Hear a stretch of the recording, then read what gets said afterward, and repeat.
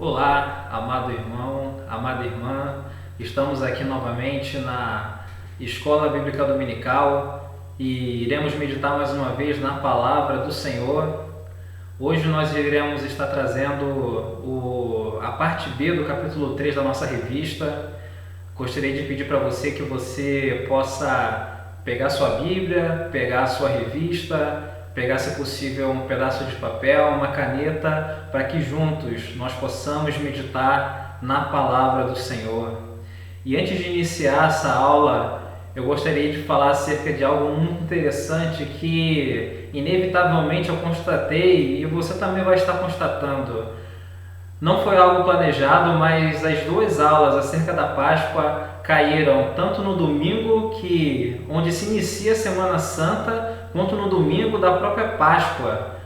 No domingo passado, o diácono Iveson, ele nos trouxe um conhecimento, um entendimento acerca da festa em si, acerca dos parâmetros de como a festa ela é realizada, como que essa cerimônia ela é feita, explicou o contexto histórico do início da Páscoa. E hoje o nosso foco vai ser a aplicação da Páscoa em relação ao sacrifício do nosso Senhor e Salvador Jesus Cristo. Muito interessante isso, irmãos, porque não foi algo planejado, mas estamos aqui, os dois domingos da Páscoa, tanto o domingo que antecede, que é um domingo muito importante, quanto o domingo da própria Páscoa, estamos falando na Palavra do Senhor em Êxodo 12, que é o capítulo da Palavra de Deus que nos explica, nos apresenta essa fase, essa ocasião tão importante que foi a saída do povo de Deus do Egito e a celebração da Páscoa diante do Senhor. Glória a Deus por isso. Eu quero convidar você nesse início de aula a glorificar a Deus por isso, porque estamos aqui numa aula de Escola Bíblica Dominical sobre a Páscoa no dia da Páscoa. Então, que você possa se aprofundar nesse assunto.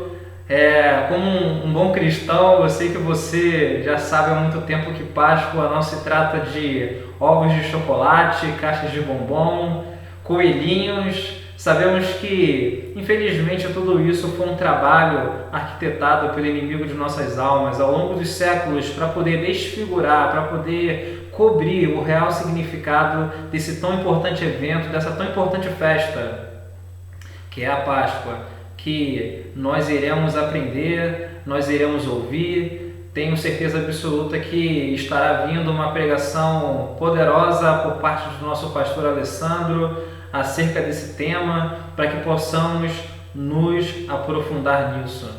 A Páscoa nada mais é do que um momento em que nós devemos lembrar da libertação que o Senhor trouxe para nós. Ao povo de Israel foi a libertação do Egito, mas para nós é a libertação do Egito espiritual, do Império das Trevas, onde nós estávamos, no local onde nós estávamos, onde éramos governados pelas nossas concupiscências, desejos pecaminosos, onde nós éramos governados debaixo da vontade, das ideologias desse mundo, mas agora somos governados pelo Espírito Santo e somos novas criaturas em Deus. Graças a Deus por isso. Então quero convidar você, que você possa se preparar, que você possa chegar no final dessa aula apto para poder responder o que se trata a Páscoa em relação ao sacrifício de Jesus. Qual o paralelo que eu posso fazer? Quais são os indícios que são apresentados em Êxodo capítulo 12, que nos mostram que a Páscoa ela fala sobre o sacrifício do nosso Senhor e Salvador Jesus Cristo? Nós podemos ver claramente que no segundo livro da Palavra de Deus, nós estamos observando sobre o sacrifício do Senhor Jesus Cristo. Algo que é tão poderoso, algo que é tão tremendo, porque já no segundo livro da Bíblia já estamos ouvindo mais uma vez acerca do sacrifício do nosso Senhor Jesus Cristo, que nós vamos ver também hoje, que foi um sacrifício substitutivo, assim como lá o sacrifício de Gênesis capítulo 22, que nós aprendemos nas últimas aulas, um sacrifício substitutivo. Então, aprendemos no primeiro livro da Bíblia, Gênesis, Agora estamos passando pelo segundo livro da Bíblia, que é o Êxodo, e continuaremos passando em várias passagens do Antigo Testamento para podermos aprender acerca do sacrifício do Senhor Jesus Cristo. E antes de lermos a passagem, eu gostaria de dizer para você algo muito interessante acerca da Páscoa. A Páscoa não se trata meramente sobre a morte do Cordeiro e a saída do povo de Deus do Egito. A Páscoa ela se trata principalmente sobre o amor de Deus. Esse amor, irmãos, que nós tanto precisamos. A Páscoa ela trata acerca disso, sobre o amor de Deus sobre nossas vidas. E nessas palavras aqui desse livro tão antigo de Êxodo, se nós pararmos para poder meditar um pouquinho mais nesse texto, nós podemos ver aqui em cada versículo, em cada linha, o amor de Deus sobre o povo de Israel, mas também sobre as nossas vidas. Porque o sacrifício de Jesus ele está demonstrado aqui nessa passagem, e o sacrifício de Jesus ele mostra o tamanho do amor de Deus por nós. Ele mostra principalmente que nós somos pecadores, que nós somos sedentos, nós precisamos da graça de Deus. Ele mostra principalmente isso, mas ao mesmo tempo que ele mostra que nós somos pecadores e que precisamos da graça e da misericórdia de Deus, ele também mostra o amor de Deus, esse tão grande amor que apesar de nossas fragilidades e pecados, nos salvou. Amém? Então eu quero convidar você a abrir a sua Bíblia em Êxodo capítulo 12, deixa a sua Bíblia aberta nesse capítulo desse livro, será aqui onde nós iremos fazer a nossa meditação. Vamos ler Êxodo capítulo 12, do versículo 1 ao versículo 14. Diz assim: O Senhor disse a Moisés e a Arão no Egito: Este deverá ser o primeiro mês do ano para vocês. Digam a toda a comunidade de Israel que no 10º dia desse mês, todo homem deverá separar um cordeiro ou um cabrito para sua família, um para cada casa. Versículo 4. Se uma família for pequena demais para um animal inteiro, deve dividi-lo com seu vizinho mais próximo, conforme o número de pessoas e conforme que cada um puder comer. O animal escolhido será macho de 1 ano, sem defeito, e pode ser cordeiro ou cabrito. Guardem-no até o 14º dia do mês, quando toda a comunidade de Israel irá sacrificá-lo ao pôr do sol. Passem então um pouco do sangue nas laterais e nas vigas superiores das portas, das casas nas quais vocês comerão o animal. Naquela mesma noite comerão a carne assada no fogo, com ervas amargas e pão sem fermento. Não comam carne crua, nem cozida em água, mas assada no fogo, cabeça, pernas e vísceras. Não deixem sobrar nada até pela manhã. Caso isso aconteça, queimem o que restar. Ao comerem, estejam prontos para sair, cinto no lugar, sandálias nos pés, cajado na mão. Comam apressadamente. Esta é a Páscoa do Senhor. Versículo 12. Naquela mesma noite passarei pelo Egito e matarei todos os primogênitos, tanto os homens como os dos animais, e executarei juízo sobre todos os deuses do Egito. Eu sou o Senhor. O sangue será um sinal para indicar as casas em que vocês estiverem. Quando eu vir o sangue, passarei adiante. A praga de destruição não os atingirá quando eu ferir o Egito.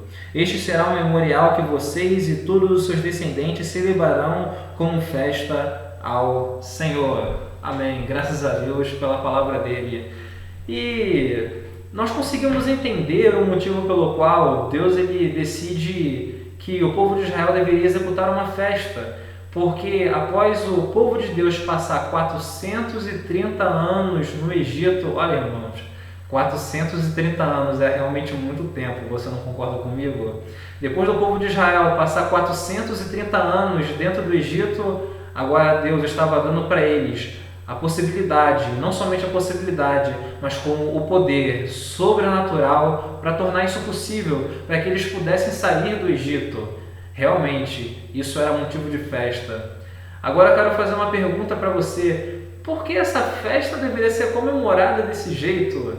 as pessoas deveriam separar o cordeiro no 10º dia do mês, e então no 14º dia do mês, ao entardecer, elas deveriam sacrificar o cordeiro, e aí deverão aspergir o sangue numa bacia, passar o sangue, né, nas portas, e toda aquela cerimônia, não pode quebrar nenhum osso do cordeiro, como nós vemos aqui no versículo 46 do capítulo 12, não podia quebrar nenhum osso do cordeiro. Então, uma série de simbolismos, uma coisa até um pouco trabalhosa de se fazer.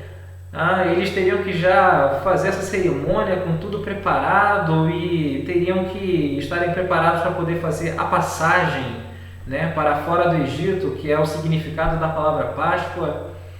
Por que tanto simbolismo dentro dessa festa? Além disso, havia também que o povo comeu os pães sem fermento. Se der tempo, a gente vai falar um pouco sobre isso nessa aula.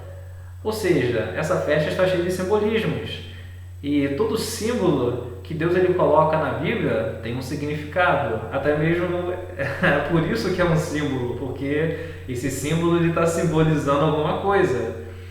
Então nós vamos procurar entender todos esses símbolos, procurar entender por que Deus ele quis que essa festa fosse feita dessa forma. E antes de mais nada, antes de começarmos a olhar para a nossa revista, eu quero olhar com você novamente o versículo 7, que diz assim: passem então um pouco do sangue nas laterais e nas vigas superiores das portas das casas, nas quais vocês comerão o animal.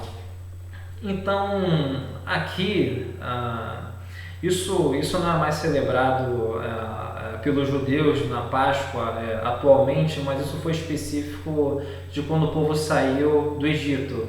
Passar o sangue desse cordeiro nas vigas das portas, passar em cima da porta e passar nas laterais da porta, é uma coisa bem simbólica. E o que será que isso está representando? A carne do cordeiro deveria ser totalmente digerida, comida, e o sangue do cordeiro deveria ser passado nas portas. Qual que é a representação disso? E a própria passagem vai trazer a explicação disso. No versículo 13 diz assim: o sangue será um sinal para indicar as casas em que vocês estiverem. Quando eu vir o sangue, passarei adiante. A praga de destruição não os atingirá quando eu ferir o Egito. Ou seja, quando Deus enviou o anjo destruidor que matou os primogênitos no Egito, esse anjo ele olhou para os umbrais das portas e não entrou naquela casa e não matou quem estava ali. Mas em todas as casas que não estavam cobertas pelo sangue, houve a morte e houve a destruição. Mesmo se os israelitas, que eram o povo de Deus, não tivessem colocado o sangue nos umbrais das portas, eles também teriam morte nos seus primogênitos, não havendo distinção entre o povo de Deus e o povo do Egito. Deus estava mostrando aqui que o povo de Israel não era mais santo do que o povo de Egito. O que iria distinguir se o primogênito da casa do israelita não iria morrer para o primogênito da casa do egípcio que iria morrer era o sangue sobre as portas. Então, o primeiro sinal acerca da obra expiatória do Senhor Jesus Cristo que eu quero mostrar para você aqui nessa passagem é esse versículo 7. Esse versículo 7 fala que o sangue do Cordeiro estava sobre aquelas casas, sobre aquelas famílias, e por causa disso, pelaquela porta ter o sangue ali, a morte não iria entrar naquele lugar. O juízo, como está aqui no versículo 12, Êxodo 12, 12, executarei juízo. O juízo não iria entrar naquela casa. Da mesma forma, irmãos, Deus irá executar juízo sobre toda a humanidade. E somente não irão morrer com base nesse juízo que Deus irá fazer aqueles que estiverem cobertos pelo sangue do Cordeiro. Mas era o sangue do Cordeiro de 1 ano de idade, conforme está descrito aqui? Não. É sobre o Cordeiro perfeito, o Senhor Jesus Cristo. Ou seja, tanto esse povo daqui do Antigo Testamento como nós hoje em dia, nós não iremos experimentar o juízo de Deus no sentido de morte se nós estivermos cobertos com o sangue do Cordeiro de Deus. E isso é realmente importante, é extremamente importante isso, porque o povo de Israel, ele só pôde sair do Egito, ele só pôde viver uma nova vida, né? Até como diz o nome da nossa denominação, ele só pôde viver uma nova vida se ele estivesse coberto pelo sangue. Então tudo começa a partir daí, esse é o principal. Nós não conseguimos ter uma nova vida em Cristo diante do Senhor, nós não conseguimos ser salvos se não estivermos cobertos por esse sangue. Da mesma forma como o povo de Israel no Egito não poderia ser salvo se eles não estivessem cobertos pelo sangue, se o sangue não estivesse passado nos umbrais das portas deles, nós também não conseguiremos sair do Egito espiritual, o Egito que leva a condenação ao inferno, a menos que estivéssemos cobertos por esse sangue. Então Deus está mostrando aqui o sangue de um cordeiro sobre um povo, o sangue de um cordeiro sobre um conjunto de pessoas, trazendo a salvação. O juízo ele veio sobre todos. Ele veio sobre o Egito, ele veio sobre Israel, mas quando chegou em Israel, aquele sangue indicava que o povo de Israel ele já estava justificado e que debaixo do juízo de Deus eles não iriam sofrer morte, mas eles iriam receber a vida. E glória a Deus por causa disso. Agora eu quero ir com você para a nossa revista. A nossa aula de hoje ela irá consistir sobre a explanação dos tópicos 2, 3, 4 e a nossa conclusão do capítulo.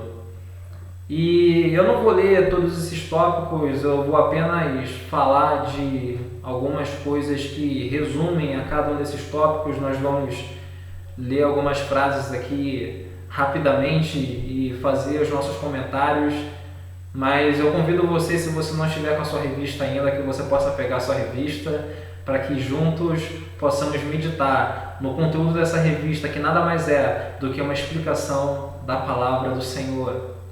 Então aqui na página 13 da nossa revista, eu quero olhar com você aqui a segunda coluna no lado direito. No segundo parágrafo, existe uma frase que diz assim: o cordeiro será sem defeito, macho de 1 ano, podereis tomar um cordeiro ou um cabrito. Ou seja, esse tópico 2 ele fala sobre a prefiguração da obra de Cristo. E nós vemos aqui uma coisa muito interessante, que é o versículo 5, onde diz: o animal escolhido será macho de 1 ano, sem defeito, e pode ser cordeiro ou cabrito. Deus ele estava instituído ao povo, que o povo escolhesse um cordeiro sem defeito. E você nota nesse momento alguma semelhança entre o sacrifício do nosso Senhor Jesus e o sacrifício desse cordeiro? Porque é um sacrifício de um cordeiro sem defeito. O nosso Senhor Jesus é o único que pisou nesse mundo, nessa terra, e que nele não havia defeito algum. Então, assim como esse cordeiro, o nosso Senhor e Salvador Jesus Cristo, ele não teve defeito algum. Ele foi morto como esse cordeiro de Êxodo 12. Também foi sacrificado. Assim como esse cordeiro de Êxodo capítulo 12, macho sem defeito de 1 ano, ele também morreu como um cordeiro sem defeito. Deus está mostrando para nós, para que o sacrifício pelas nossas vidas pudesse ter sido realizado, deveria ser um cordeiro sem defeito. E o nosso Senhor Jesus ele veio a esse mundo, em tudo ele foi tentado, em tudo ele foi pressionado, contudo ele não pecou. E por causa disso foi possível que ele se entregasse, fizesse essa dura missão de se entregar a nós como um sacrifício, para que hoje nós pudéssemos ter vida. Um cordeiro sem defeito. E aqui no final desse parágrafo, aqui na página 13, tem uma frase que diz assim: o sacrifício deveria ser o de cordeiro sem mancha, sem defeito, agora na página 14.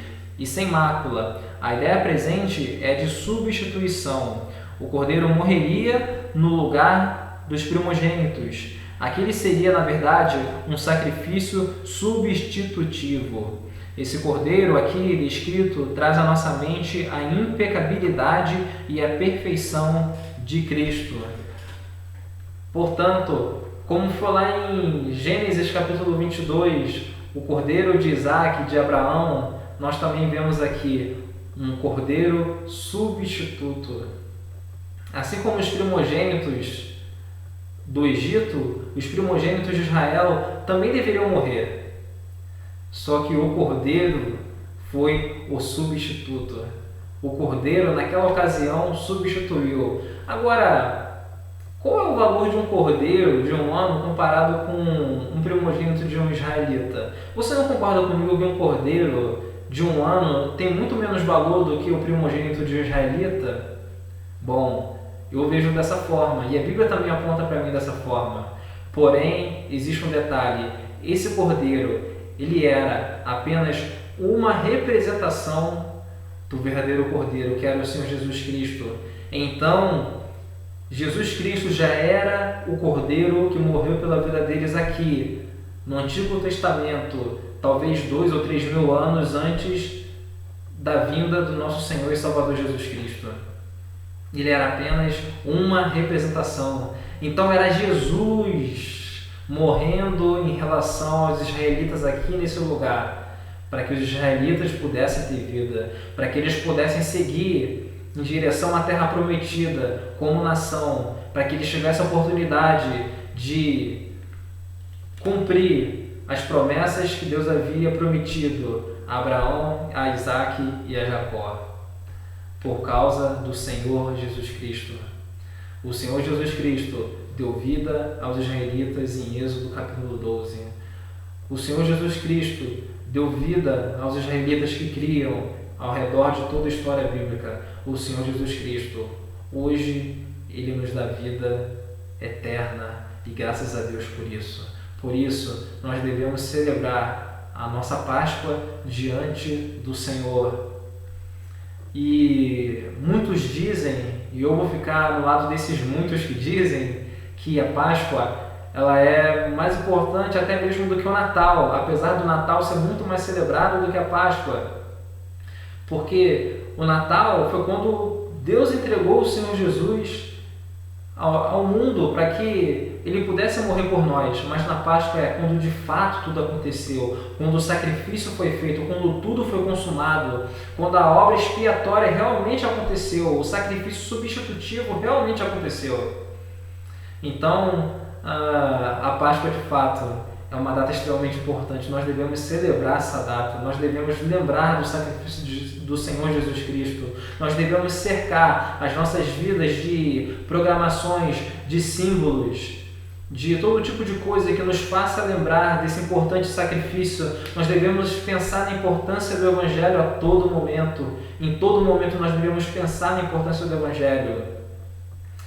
Ainda mais nesse momento de que estamos aí cercados por esse vírus, né, que é o assunto do momento, que tem feito muitas pessoas ficarem extremamente incomodadas. Que nesse momento você possa parar de pensar um pouco na situação desse mundo e pensar no sacrifício do Senhor Jesus Cristo, meditar na salvação, na tão grande salvação que Ele concedeu para nós. O sacrifício do Senhor Jesus Cristo é algo que merece ocupar nosso pensamento mais do que toda a preocupação que nós temos aqui no nosso dia a dia. Que possamos meditar nisso para a honra e para a glória do Senhor. Agora aqui, ainda na página 14, agora vamos falar um pouco acerca do tópico 3, está consumado. Essa frase, está consumado, é uma frase também que, nossa, tem uma simbologia tão profunda, tão importante. E o que é de mais relevante que eu quero falar com você acerca dessa frase, nós sabemos que a frase está consumado foi uma frase emitida pelo Senhor Jesus na cruz do Calvário. Está consumado. Agora, qual que é a relação que isso tem com a Páscoa? Está consumado. Quero convidar você aqui no parágrafo 2º, na segunda coluna, aqui na página 14, tem um trecho que diz assim: quando o sumo sacerdote terminava de imolar o cordeiro, ele dizia: está consumado. Exatamente a declaração do Senhor Jesus na cruz, a declaração do Senhor Jesus na cruz: estava feito o sacrifício. Então, a Páscoa começou aqui em Êxodo capítulo 12, só que Deus ele ordenou ao povo que isso fosse uma celebração perpétua do povo de Israel. Enquanto o povo de Israel existisse nessa terra, nesse mundo, enquanto o povo de Deus existisse nessa terra, nesse mundo, ele deveria celebrar a Páscoa, a libertação, a passagem do povo de Israel. E com a instituição do tabernáculo do povo de Deus no deserto, e após isso a instituição do templo físico com Salomão em Jerusalém, em Israel, foi instituída a celebração da Páscoa dentro do templo, e o sumo sacerdote dentro do templo ele sacrificava um cordeiro, e quando ele sacrificava esse cordeiro, em simbologia a purificação do povo, em simbologia a tudo aquilo que aconteceu aqui em Êxodo capítulo 12, após esse sacrifício ele dizia: está consumado. Então, 2000 anos antes, 3000 anos antes do Senhor Jesus morrer naquela cruz do Calvário, já existia ali o sumo sacerdote sacrificando um cordeiro e dizendo: está consumado. E nós fazemos aqui uma importante interligação entre o evento e um outro evento. Recapitulando com você, nós falamos então que o cordeiro, tanto em Êxodo capítulo 12, quanto na vida do Senhor Jesus Cristo, deveria ser um cordeiro perfeito, e o cordeiro perfeito foi sacrificado. E agora nós falamos que assim como o sumo sacerdote sacrificava um cordeiro e dizia: está consumado, o Senhor Jesus também na cruz dizia: está consumado. Agora também vamos fazer uma espécie aqui de brincadeira. Quem foi que copiou quem? Foi o Senhor Jesus que copiou o sacerdote, ou o sacerdote que copiou o Senhor Jesus?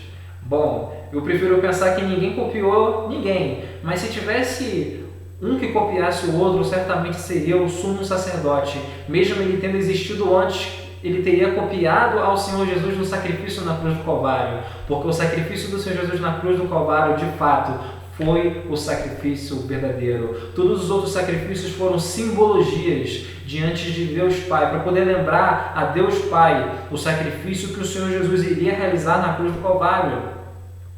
Então, se teve alguma pessoa que copiou a outra, certamente foi o sumo sacerdote, quando sacrificava aquele cordeiro dentro do templo, dizendo: está consumado. Porque, de fato, foi consumado a obra do Senhor Jesus, quando ele, na cruz do Calvário, após sofrer, após ser traído, após ser humilhado pelos homens, num ato de amor e de misericórdia, ele se entrega, se deixa subir naquela cruz e diz: está consumado. Quão grande amor havia no coração do Senhor Jesus, porque ele foi traído, ele foi humilhado pelos soldados romanos, ele foi insultado pelos líderes religiosos, ele foi insultado pelos líderes dos sacerdotes, aqueles que deveriam carregar a palavra de Deus dentro de seus corações, aqueles que deveriam ser representantes do povo. Todos esses, ao invés de reconhecerem que o Messias estava aqui nesse mundo, eles eram tão carnais, tão vis, que eles permitiram que a inveja entrasse no coração deles, ao invés de reconhecerem, de adorarem, de contemplar a majestade santa que estavam diante deles. Eles não permitiram que Deus operasse dessa forma no coração deles. Sentiram um sentimento egoísta de inveja e entregaram o Senhor Jesus na cruz do Calvário para que ele sofresse daquela forma. E mesmo apesar de toda a rejeição, quero convidar você depois a ler Isaías capítulo 53, que fala que o Senhor Jesus ele foi rejeitado pelo povo de Israel. Apesar de toda a rejeição, apesar de toda a humilhação, apesar de todo o sofrimento, apesar de ele ter curado milhares de pessoas, apesar de ele ter pregado o Evangelho, apesar de ele ter alimentado o povo, mesmo assim, ele foi rejeitado pelos seus, e mesmo assim ele escolheu subir aquela cruz. Ele escolheu fazer a sua obra, mesmo em meio a tanta rejeição, a tanto sofrimento. Glória a Deus por isso. E somente por causa disso, eu e você hoje podemos ter vida. Aquele que ensina e aquele que aprende, aquele que está de pé e aquele que hoje não está tão de pé assim. Nós só podemos ter vida, nós só podemos ter oportunidades, nós só podemos ter acesso ao reino dos céus por causa do sacrifício do Senhor Jesus Cristo. Por causa desse cordeiro, não um cordeiro de Êxodo 12, que era apenas uma figura, uma representação, mas o cordeiro de verdade que foi sacrificado por nós, o Senhor Jesus Cristo. Agora eu quero ir com você lá no tópico 4, a salvação concretizada. Ainda na página 14, eu quero ler com você a primeira parte desse tópico. Diz assim: apesar de viverem nas sombras, sob símbolos e tipos de Cristo, os nossos irmãos do Antigo Testamento também foram salvos com base na obra expiatória de Jesus. Então, é algo que eu já falei aqui e torno a falar. Os irmãos do Antigo Testamento também só foram salvos por causa da obra expiatória do Senhor Jesus Cristo. Agora, já aqui na página 15, diz assim... tem uma frase logo aqui no começo da primeira coluna: o sangue possui uma importância enorme aqui. Ao imolar o cordeiro, o israelita tomaria do seu sangue e marcaria a parte de cima das laterais das portas de suas casas. Portanto, o israelita ele deveria comer toda a carne do cordeiro e ele também deveria usar o seu sangue nas portas. Vamos fazer um paralelo com isso com o nosso Senhor Jesus Cristo? Quero convidar você a abrir em João capítulo 6, no versículo 51. João capítulo 6, versículo 51. Vamos ler do 51 ao 53. Diz assim: eu sou o pão vivo que desceu do céu. Se alguém comer desse pão, viverá para sempre. E este pão é minha carne, que eu darei pela vida do mundo. Versículo 52. Então os judeus começaram a discutir exatamente entre si: como pode este homem nos oferecer a sua carne para comermos? Jesus lhes disse: eu lhes digo a verdade, se vocês não comerem a carne do Filho do Homem e não beberem o seu sangue, não terão vida em si mesmos.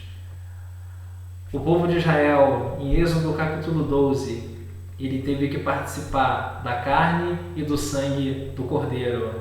E aqui em João capítulo 6, o Senhor Jesus ele nos convida para que nós participemos da sua carne e do seu sangue. Não meramente a expiação pelo sangue de Jesus na cruz do Calvário em uma vez no evento aleatório. Não se trata meramente de você levantar as mãos e o sangue de Jesus aspergir a sua vida. Se trata também de você ter comunhão com a sua carne.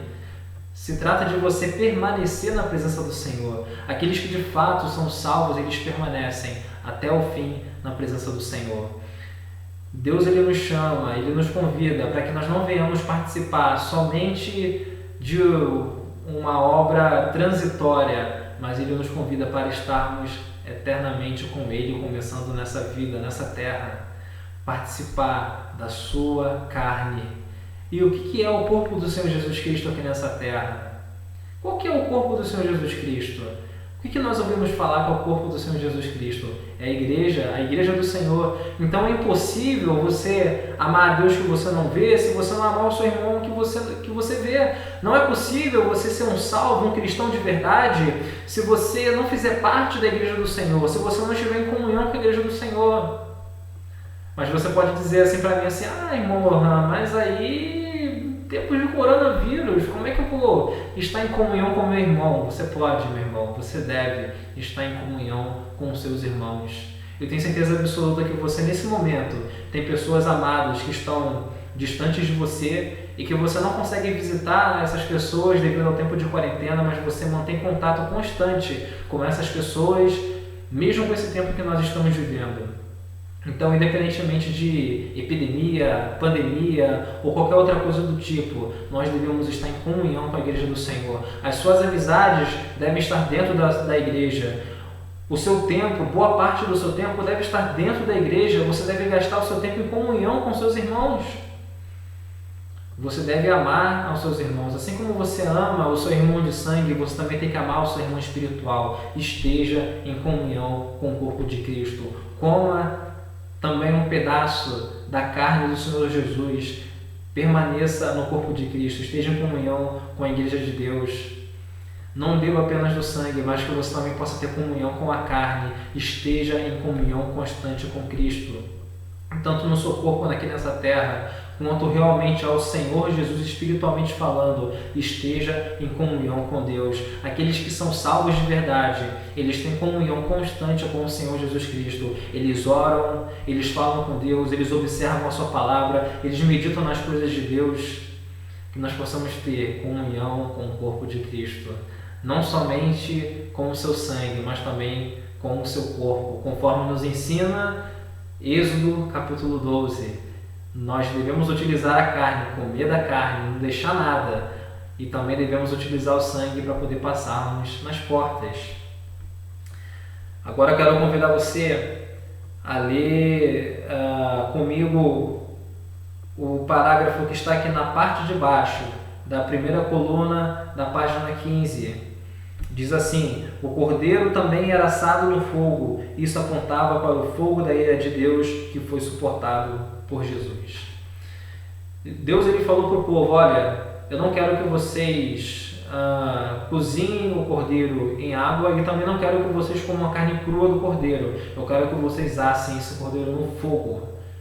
Ou seja, o cordeiro ele foi submetido ao fogo, assim como nosso Senhor Jesus Cristo. Ele recebeu toda a ira de Deus para si. Mais um símbolo que nós encontramos aqui em Êxodo capítulo 12, mais precisamente no versículo 8. Leia o versículo 8 de Êxodo capítulo 12 e você verá isso. Continuando, esse mesmo parágrafo diz assim: por causa da utilização de tais símbolos, os israelitas foram poupados da ira de Deus sobre o Egito. Não foi por causa de alguma eficácia neles mesmos, mas unicamente porque eles apontavam para o algo infinitamente mais valoroso e grandioso, a obra de Jesus na cruz. Qual que era a diferença entre o judeu e o egípcio? Quase nenhuma. Infelizmente, nós vemos em muitos momentos do Velho Testamento sendo relatado que durante esses 430 anos do povo de Deus dentro do Egito, em muitos momentos eles também adoraram as divindades egípcias, motivo pelo qual Deus enviou as 10 pragas para poder mostrar que essas divindades, na verdade, elas não estavam com nada, elas não eram deuses de verdade, porque até mesmo em muitos momentos o próprio povo de Deus se deixou levar por isso. Então, é muito importante nós vermos acerca disso também, que foi o Senhor Jesus Cristo que salvou o povo de Deus aqui nesse momento. E nós já falamos disso e eu volto a falar novamente, é o Senhor Jesus Cristo. Ele é o único que tem poder para poder salvar o homem. A Bíblia fala que só há um mediador entre o homem e Deus, que é o Senhor Jesus Cristo. Só Ele que pode ser mediador. Não imagens de esculturas, não santos feitos de barro, não outras pessoas, grandes líderes. Muitas das vezes nós temos a tendência a achar que pessoas elas podem ser mediadores entre nós e Deus. Irmão, através do sangue do Senhor Jesus Cristo, conforme diz lá em Hebreus capítulo 10, nós temos acesso ao Santo dos Santos e que nós venhamos corajosamente entrar nos Santos dos Santos através do sangue do Senhor Jesus Cristo. Amém? Nós somos salvos por Ele, por meio dEle e para a honra e para a glória dEle. Tudo gira no nosso Senhor e Salvador Jesus Cristo. Agora, na segunda coluna, aqui na página 15, tem um trecho que diz assim: aqueles que não estivessem cobertos com o sangue do cordeiro imolado seriam visitados pela espada vingadora da ira de Deus. Ou seja, a espada vingadora da ira de Deus. A ira de Deus também poderia estar sobre o povo de Israel, eles também eram pecadores. Mas o que diferenciou eles era que eles estavam cobertos pelo sangue do Cordeiro. A espada vingadora de Deus não foi sobre a vida deles. E assim nós, que também somos salvos pelo Cordeiro, a espada vingadora de Deus não irá sobre as nossas vidas. Nós merecíamos a espada vingadora de Deus, mas ela não irá prevalecer sobre as nossas vidas, porque fomos salvos, cobertos por esse sangue. Agora quero ler com você a conclusão. Vamos olhar o que está escrito aqui na conclusão. Diz assim: o sangue do Cordeiro não foi necessário somente na ocasião em que o povo de Israel foi libertado do cativeiro do Egito. Esse sangue ainda é necessário no dia de hoje. Apenas aqueles que lavaram suas vestiduras no sangue do Cordeiro estarão diante dele na eternidade. Esses somente jamais terão fome, nunca mais terão sede, e sobre eles não cairá o sol nem ardor algum. Estarão a salvos da ira de Deus para todo sempre. Amém. Glória a Deus por isso. Agora eu quero ler com você a aplicação. Uma pequena frase, uma pergunta que diz assim: você tem consciência de que não há qualquer diferença essencial entre você e as pessoas descrentes, além do sangue do Cordeiro aspergido sobre a sua vida? Irmãos, isso nos humilha, nos constrange, porque muitas das vezes nós olhamos para nossas vidas e olha, se você é um verdadeiro cristão de verdade, se você não passou por isso, você irá passar por isso. De você olhar para a sua vida e se perguntar: Senhor, por que o Senhor me salvou? O que o Senhor viu em mim? E o que ele vê em você, meu irmão, é o sangue do Senhor Jesus Cristo. O sangue do Senhor Jesus Cristo foi derramado sobre você. Que assim como essa salvação chegou para nós, quando nós não merecíamos, nós não éramos nada, nós ainda éramos pecadores, quando o Senhor nos salvou, como diz a palavra de Deus, que você também possa se compadecer daquele que ainda não foi salvo, que você possa orar pela salvação dele e crer que Deus irá realizar uma grande obra, assim como ele realizou uma grande obra na sua vida. Meu amado irmão, minha amada irmã, você é um milagre. Nós somos um milagre porque nós fomos salvos da ira de Deus. Nós agora temos uma nova vida diante do Senhor e que nós possamos desejar ardentemente que assim como essa nova vida entrou em nós e nós fazemos parte dela, que essa nova vida possa alcançar a outros. Esse é o meu desejo para a sua vida. Espero que você tenha entendido acerca desse tema. É um tema extremamente relevante, um tema extremamente importante. Eu convido que nesse domingo de Páscoa, que você possa meditar nisso, que você não venha perder a pregação da Palavra de Deus, que será colocada também aqui no canal da igreja, acerca da Páscoa, e que você possa dar graças a Deus, celebrar de fato, conforme está aqui em Êxodo capítulo 2, a Páscoa, glorificar a Deus por tão grande salvação que Ele trouxe a você. Amém? Irmãos, na próxima aula nós iremos falar acerca da expiação do Senhor Jesus, também lá em Levítico, capítulo 16, acerca dos sacrifícios, dos rituais de sacrifício que eram feitos por cerimônia no povo de Israel, no povo de Deus lá em Israel. Que você não venha perder a próxima aula. Eu convido você a perseverar no aprendizado, a perseverar debaixo do ensino, que você possa se sentar para poder ouvir a palavra de Deus, para que também você futuramente possa estar de pé para poder fazer a obra do Senhor e fazer toda a diferença que Deus quer que você faça nessa terra. A palavra de Deus ela é alimento para nós, conforme diz lá em Deuteronômio capítulo 8. A palavra de Deus ela também é instrumento de santidade sobre nossas vidas, conforme diz Jesus na sua oração sacerdotal lá em João capítulo 17, versículo 3. Nós devemos viver pela palavra de Deus. Então eu convido você, persevere na escola bíblica dominical, persevere no aprendizado e Deus irá te abençoar profunda e ricamente. Esse é o meu desejo para você, que Deus te abençoe.